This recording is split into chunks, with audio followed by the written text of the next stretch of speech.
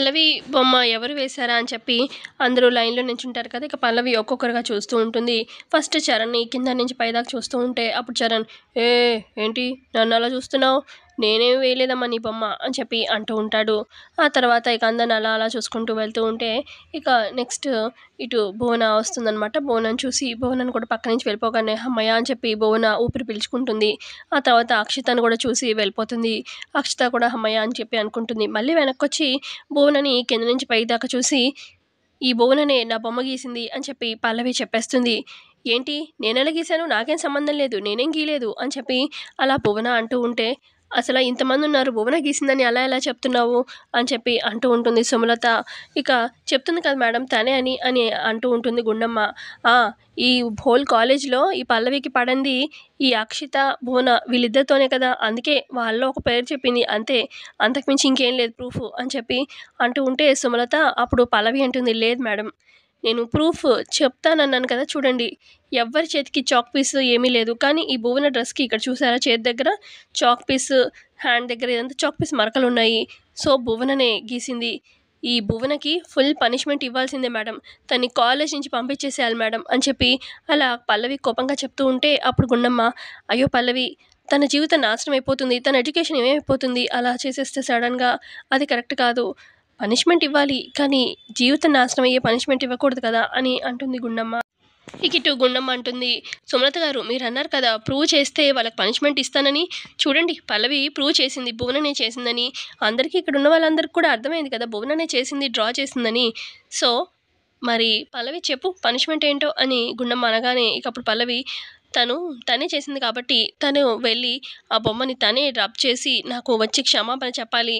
లేదంటే ఊరుకోను అని చెప్పి పల్లవి అంటూ ఉంటే ఇక అప్పుడు చేసేదేం లేక ఇక సుమలత, "వినిపించడం లేదా? ఎన్ని సార్లు చెప్పించుకుంటావు? కాలేజ్‌కొచ్చేది చదువుకోవడానికా? ఇలాగా ఆ! పనిష్మెంట్లు ఇప్పించుకొని ఇలా చేయించుకోవడానికా? వెళ్ళు కదులు" అని చెప్పి సుమలత అనడంతోని ఇక భువన కూడా చేసేదేం లేక వచ్చి బోర్డ్ మీద రబ్ చేసి పల్లవికి సారీ, సారీ ఎక్స్‌ట్రీమ్‌లీ సారీ అని చెప్పి చెప్తుంది భువన. ఇక అప్పుడు పల్లవి అంటుంది, "ఇది పోన్లే అని చెప్పి ఊరుకున్నాను. మా గుండమ్మ గారు చెప్పారు కాబట్టి. లేదంటే నా పనిష్మెంట్ ఇంకో రకంగా ఉండేది. ఇంకోసారి ఇలా రిపీట్ చేశావనుకో, షేమ్ చేశావనుకో ఆ! నాకు న్యాయం జరిగేదాకా అసలు నువ్వు కాలేజ్ నుంచి వెళ్ళిపోయేదాకా ధర్నా చేస్తాను కాలేజ్ ముందు. అర్థమవుతుందా?" అని చెప్పి అంటుంది పల్లవి. ఆ తర్వాత సుమలత ఆలోచిస్తూ ఉంటుంది. అసల ఈ గుండమ్మకి ఏదైనా ప్రాబ్లమ్ ఉంటే పల్లవి ముందుంటుంది. పల్లవికి ఏదైనా ప్రాబ్లమ్ వస్తే గుండమ్మ ముందుంటుంది. ఇద్దరికిద్దరు సపోర్ట్ అయిపోయారు కాలేజ్‌లో. వీరిద్దరిని ముందు దూరం చేయాలి అని చెప్పి అనుకుంటూ ఉంటూ సుమలత ఒక ప్లాన్ వేస్తుంది. ఇక సుమలత ఏమో గుండమ్మని తన రూమ్‌కి పిలిపిస్తుందనమాట. ఇక సుమలత చైర్మన్ కదా! అక్కడ ఇక ప్రిన్సిపల్ సార్ కూడా ఉంటారు. "రండి కూర్చోండి" అని చెప్పి గుండమ్మని కూర్చోపెడుతుంది సుమలత. "చెప్పండి మేడం" అని గుండమ్మ అంటూ ఉంటే అప్పుడు సుమలత డాక్యుమెంట్స్ ఇస్తుందనమాట. "ఇవి నేను కాలేజ్‌లో జాయిన్ అయినప్పుడు సైన్ చేసిన పేపర్స్ కదా మేడం" అని చెప్పి గుండమ్మ పేపర్స్ చూసి అని అప్పుడు సుమలత, "అవును. అయితే దాదాపు 1 ఇయర్ అవ్వడానికొస్తుంది. ఈ 1 ఇయర్‌లో అగ్రీమెంట్ అందులో ఏముంది? 1 ఇయర్ వరకు కాలేజ్‌లో నువ్వు పని చేయాలి, మానకూడదు అన్న అగ్రీమెంట్ కదా!" అనగానే, "అవును మేడం ఫార్మాలిటీ కొద్దీ అప్పుడు నేను సైన్ చేశాను" అని గుండమ్మ అంటుంది. "యాహ్! యాక్చువల్‌గా ఇంకొక 4 వీక్స్ వరకు నువ్వు వర్క్ చేయొచ్చు. ఆ తర్వాత నీ సేవలు ఈ కాలేజ్‌కి అవసరం లేదు అని చెప్పి ఇక నువ్వు రాక్కర్లేదు" అని గుండమ్మకి చెప్తుంది సుమలత. అప్పుడు గుండమ్మ చెప్తుంది, "అంటే యాక్చువల్‌గా నేనేమి జీతం కోసం ఇక్కడేం పని చేయట్లేదు మేడం. నాది సర్వీస్ అంటే డాక్యుమెంట్ ప్రకారం, రూల్ ప్రకారం 1 ఇయర్ వరకు నేను చేస్తాను. సాలరీ నేను సర్వీస్ ఓరియెంటెడ్‌గానే చేస్తాను మేడం. తర్వాత నాకేమి సాలరీ అవసరం లేదు. నాకున్న నాలెడ్జ్ పిల్లలకి షేర్ చేయాలన్న ఉద్దేశంతోనే నేనిక్కడ వర్క్ చేస్తున్నాను అంతే. సాలరీ కోసం కాదు. నేను అలా వర్క్ చేస్తాను సర్వీస్ ఓరియెంటెడ్‌గా" అని గుండమ్మ చెప్తూ ఉంటే, "నీ సర్వీస్ మాకేం అవసరం లేదని చెప్పాను కదా!" అని, "నాకు సాలరీ ఇవ్వడం ప్రాబ్లమ్ కాదు. నువ్విక్కడ వర్క్ చేయడం ప్రాబ్లమ్" అని చెప్పి అంటుంది సుమలత.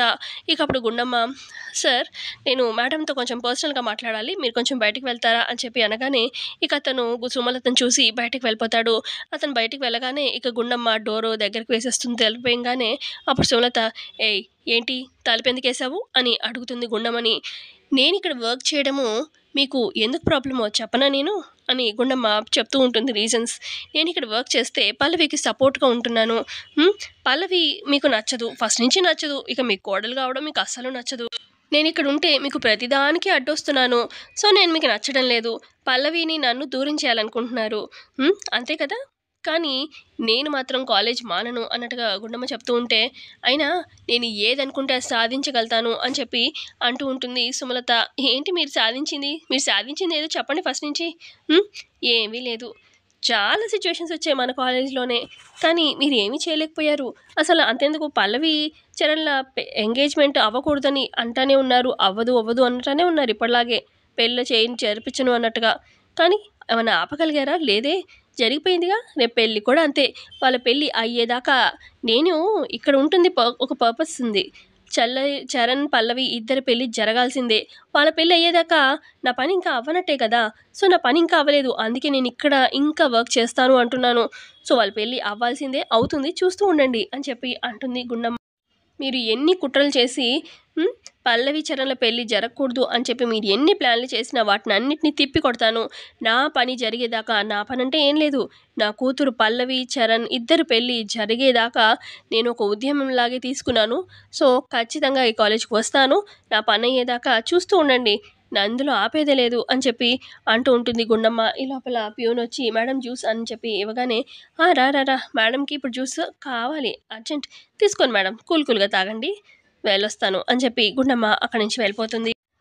ఇటుపక్క అప్పుడే పల్లవి, చంటి క్లాస్ అయిపోగానే బయటకొస్తూ ఉంటారు. గుండమ్మ ఫోన్ మాట్లాడుతూ ఫోన్ పెట్టేసి వచ్చి పల్లవి అనుకుంటూ అనగానే, అమ్మా చెప్పమ్మా అని చెప్పి అంటూ ఉంటుంది. ఇక దూరంగా అక్షిత, అటు భువన వింటూ ఉంటారు.